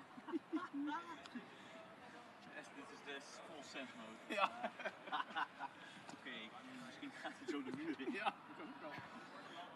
Dat ook al wel, ja, dat top. Maar ze willen de 17 pakken. Ja, ja, sowieso. Wat hebben ze eerste keer gedaan? Best wel slecht, super veel wielspin. Ik denk echt 4.5. Geen landje op totaal geen... Nee, ging van alles mis. Eens kijken. 4.19. Ja, ging van alles mis. Dresden coming for the third time. So far in both their runs they had a bit of an issue where in the last meters the car lost all its power. Every time they went back to the pits and see if they could fix it. But first up it's still the combustion car from TU Fast for their second run. They had a 4.77. I just called it indeed. And they are looking to improve. This is already a pretty good time for a combustion car.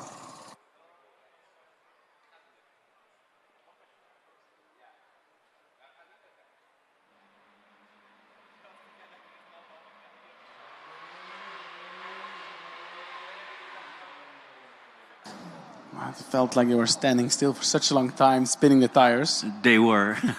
I would say they had some wheel spin.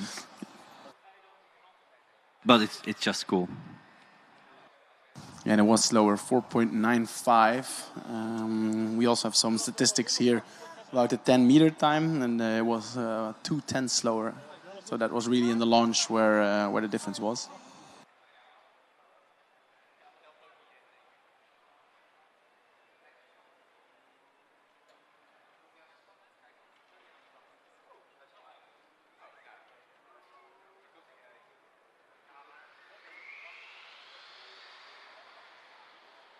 Wow.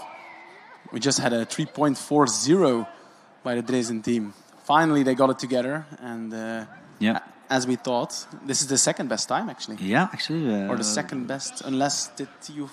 Sorry. They were also really quick, Yeah, as well. They got a 3.38, I think. Yeah. So, but pretty close competition then. Yeah. 3.30. A couple of 3.38, I think. Something. Yeah. 3.40. So this is the third best then. Yeah. But they have one more run. Yeah. If they want, they can do it now. Who knows?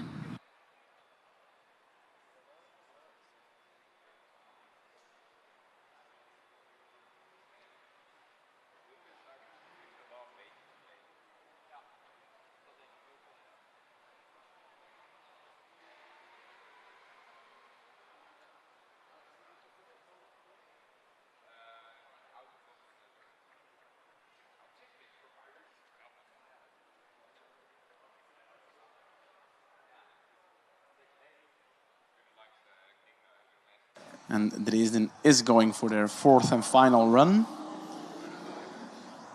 Finally, they managed to get a representative one in. Can they now improve on it?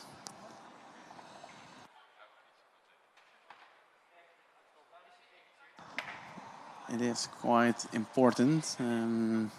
They're now third place. They could get second, maybe even first. It's a good launch, looks clean. Unfortunately, losing power again. Still, it's a 3.7. But yeah, final 10 meters was lift and coast, unwillingly.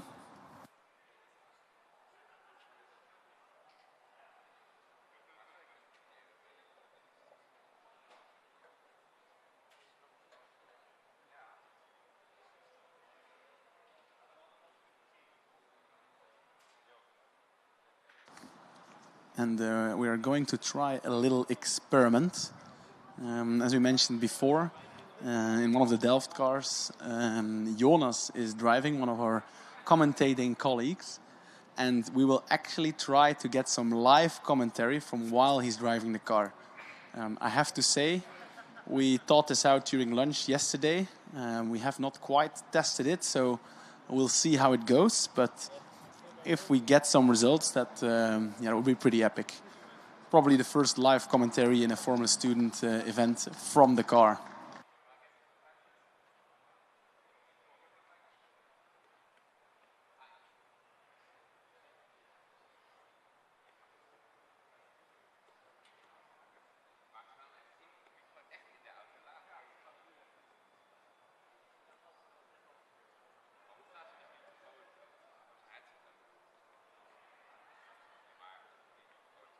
I just got a signal from Jonas. It's not going to happen, unfortunately.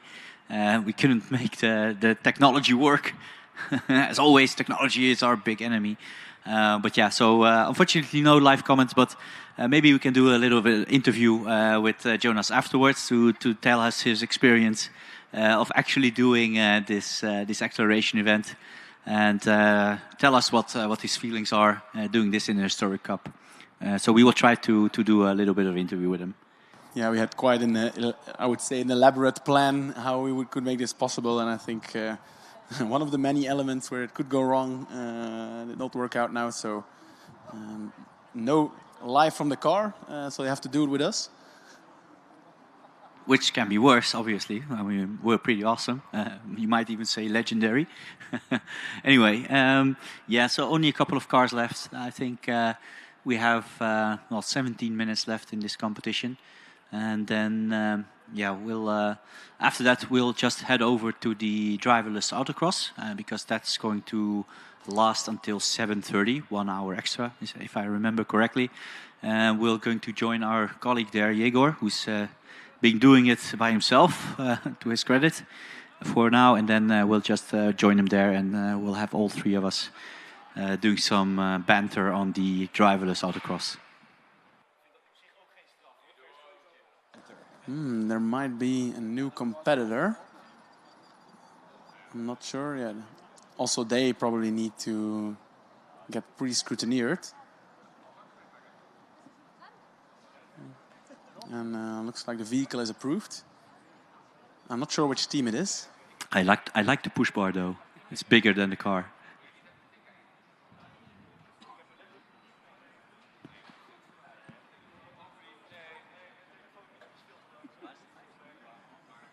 komt.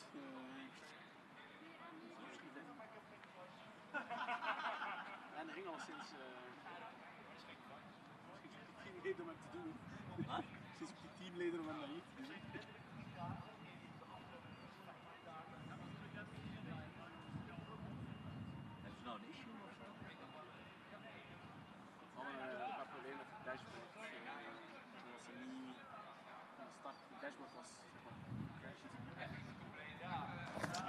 I think the Delft team is finally ready to do their third attempt. Quick check if the GoPro is on. And then it looks like Jonas will do another acceleration. They had a bit of wheel spin in their first runs. Can they improve? I'll have a look what their times were so far. I think their best was a 3.77. They should be able to improve on that. A little tire warming even by Jonas. He's an expert already. He's actually warming the brakes, not even the tires, but that's a little bit. Yeah, a little bit, okay. But no worries there. Curious to see what the result will be of this little tire warming exercise. Yeah, I hope they made a few settings changes. Oh, that looks a lot better. A lot better. Wow. We don't have the time here. Hopefully it updates here on... And that is a 3.69. That is currently their best. But I feel like the launch looked really good. So yeah, that was really good. It's just probably the phase after that. It didn't accelerate as fast as the Zurich car, obviously. But still, a very good time. The launch was, well, almost perfect, right? Yeah, it seemed so. I'm not sure what kind of power settings they run on. Maybe we can ask a team member here.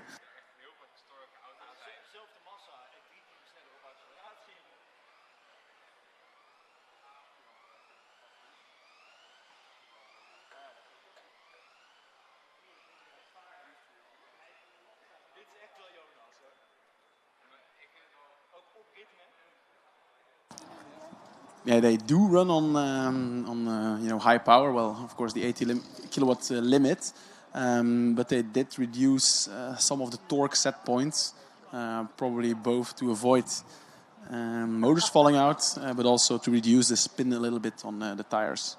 So that's why it probably looked so clean. Now I'm very curious to see, are they able to improve a little bit, or will it be the exact same time?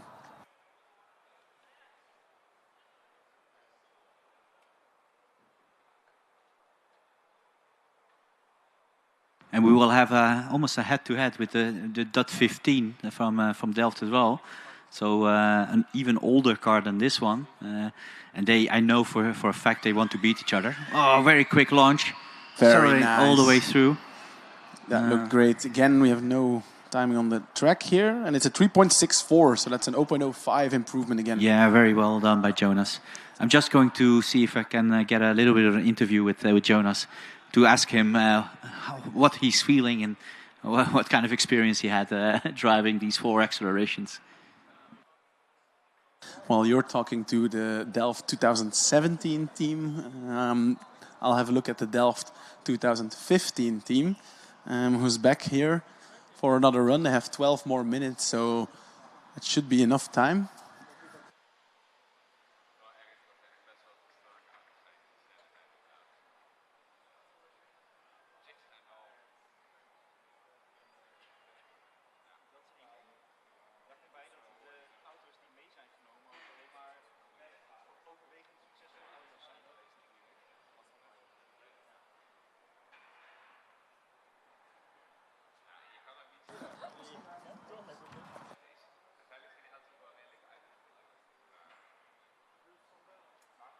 In the 15 car, they did do a driver swap. So Len is back at the master switches, and it is now Chris in the car for the acceleration. And I have Jonas here, just live from the cockpit. Jonas, I can see a big smile. Tell us, what did you experience? This was a rush. I think the best part, aside from the acceleration, was the people driving back. Shout out to everybody that clapped as we were driving by. I think that's a great gesture. It's awesome to have the car back out on track here. It took a lot of doing. We had a lot of struggles to get here, so I'm really glad that we were able to drive it all. Yeah, your smile says it enough. Thanks, Jonas. And get out of the suit so we can have you back on the commentary team. Well done, guys. Great job. Wow, and just as you're wrapping up the interview, the 2015 Delft car did an acceleration. Very dramatic, I would say. Spinning the tires midway through, almost losing control. Luckily, Chris in the car managed to keep it all together. That was a 4.7 in their third run, so they have one more. Hopefully they can fix some stuff.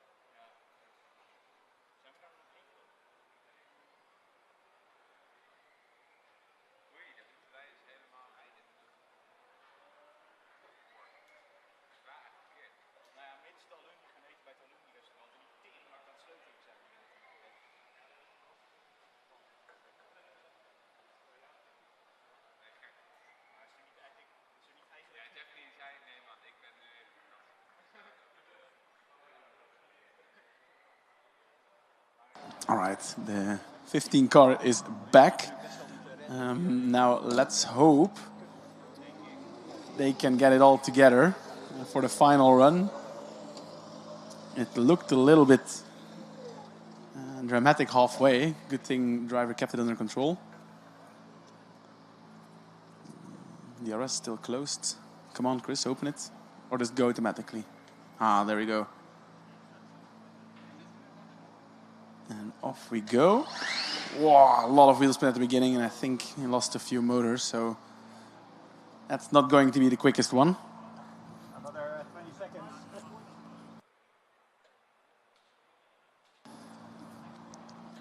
Yeah, so they probably spun too much. Just a reset, and then finishing it.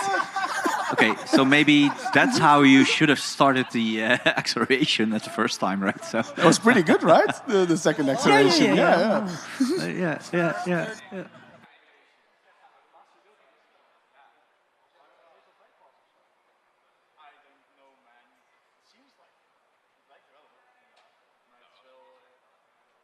Yeah, and that was a 19.6, but actually the middle one looked really good. Yeah, that was actually faster than anything else.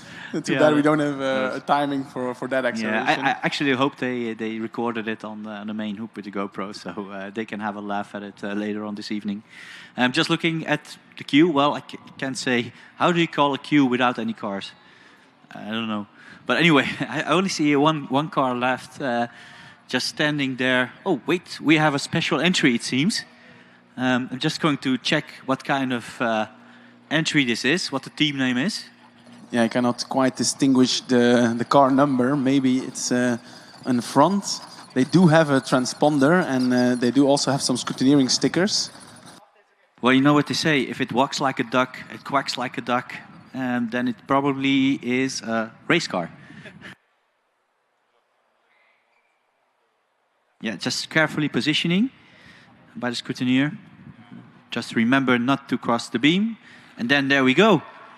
Pretty good, pretty decent launch from so no wheel spin at all.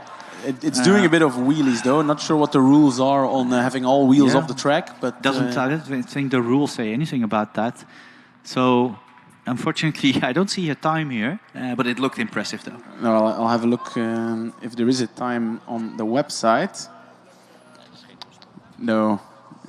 I did see a transponder though, but maybe was not quite wired up correctly.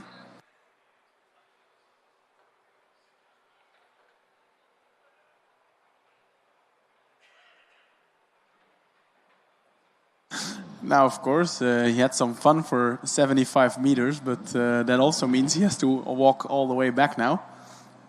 He can probably exit somewhere over there, unless he wants to do a rerun.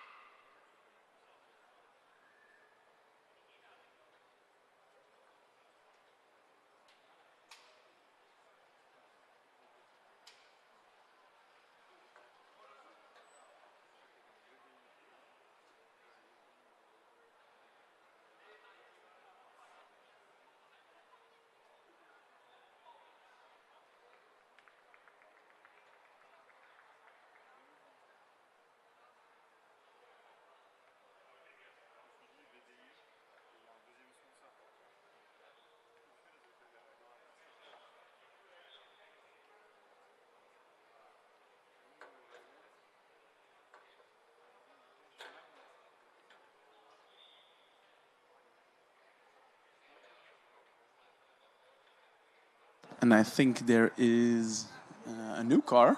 It's 4 more minutes, that's not a lot. H16.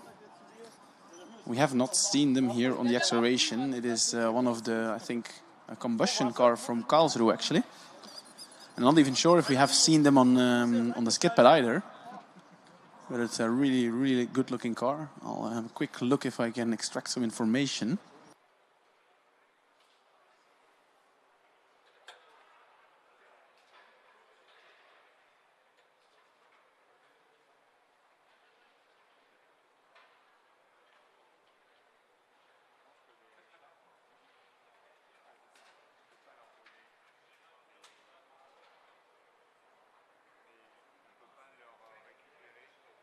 Lovely sound from a combustion car again.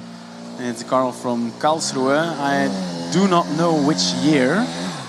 I tried to figure it out, but they had to get going, so I didn't want to come too close.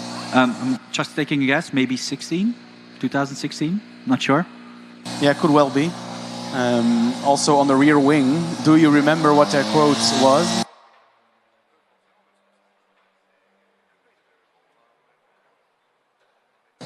On the rear wing, it says, "I like big boosts, I cannot lie."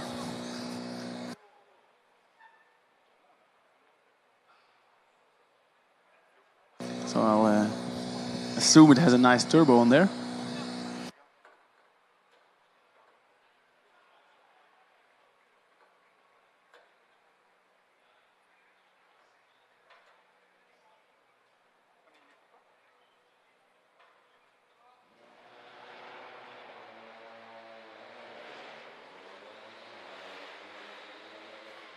Oh, so a bit more low pitch than the other cars we've seen. It's a 4.68, so very quick for a combustion car, certainly in their first run. They do have 1.5 minutes left, maybe to do a second run. I'm not sure what the marshals will decide. Yeah, and Matti, I just talked to the team member. Actually, it is the 2016. It's the 2-cylinder turbocharged car, AMG version. So yeah, that has some cool factor, doesn't it? Yeah, so this is actually the AMG version. Apparently we were wrong before with Esslingen. But this one apparently is AMG powered, or at least with the help of AMG. Yeah, look, it sounds really nice. Also, the launch was pretty good. Yeah, we've seen worse, obviously. So, yeah. And have 1 minute left. That should be plenty of time to do an acceleration.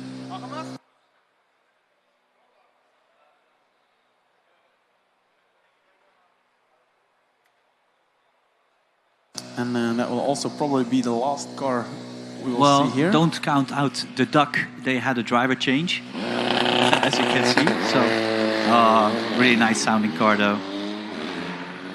Shifting all the way through, so yeah, pretty cool. Yeah, and an improvement of a tenth of a second. That's a 4.56, which again is really good for a combustion, let alone a combustion of 9 years old.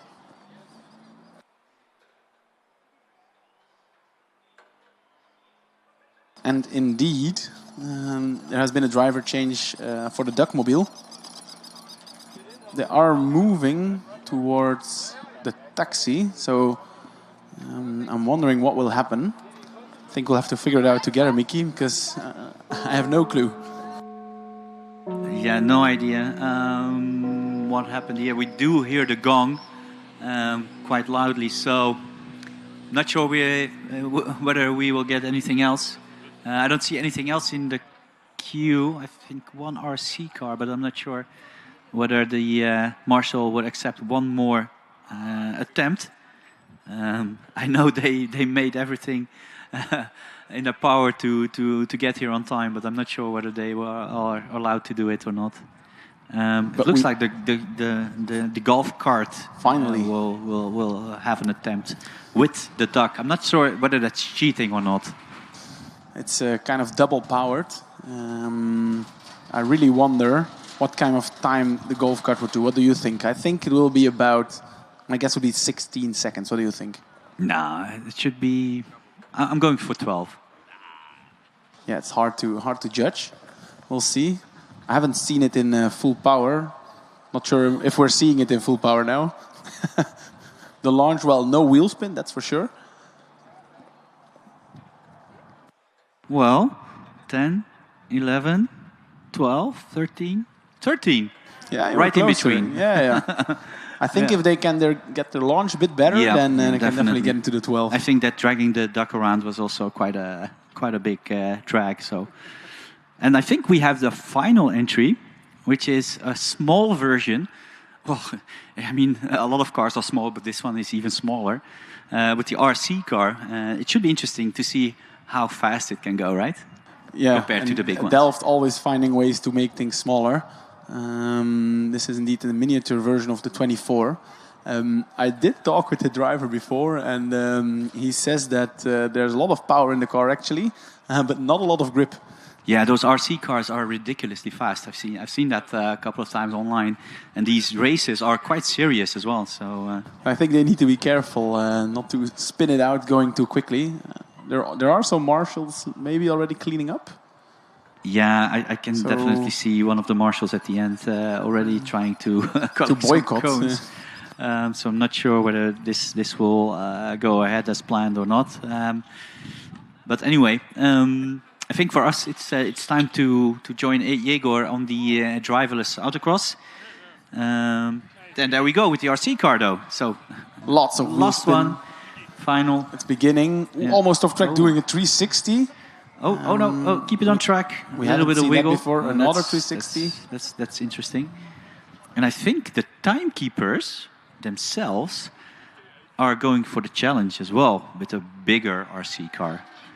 Indeed. Yeah, there we go. So the RC car of Delft finished. They're warming up the tires actually. Yeah, I can see it. So this should be really quick. So if the Delft the guys get out of the way, well done. There's another RC car coming, a bigger one. So step out of the way, please, so they can complete the run. Yeah, if you go to the side, that should be okay. And off they go. That is quick indeed, but it is really challenging to keep these RC cars nice and straight. Woo! Almost collecting a cone, but eventually finishing. Pretty impressive. Do we have a time, actually? No, I don't think so. I think timekeepers were actually doing it for fun. So anyway, from us here at the acceleration of the Historic Cup, it was a blast. We had a lot of fun. Matthias, any final words? Oh, no final words because the battery died just in time. So maybe you can just close off and invite everybody to switch over to the driverless autocross. Yeah, absolutely. I had a blast, really. Lots of great cars, and we've wrapped it up with the classic ones. That's amazing. And then indeed, there's still 1 hour left in the driverless autocross. Not sure how it's going there, but sure it will be giving some very impressive impressive viewing. So let's all head over there. We'll also join there, so you'll see us there in 10 minutes. And otherwise, we will invite you for tomorrow as well. We have an action-packed day as well, tomorrow and the day after.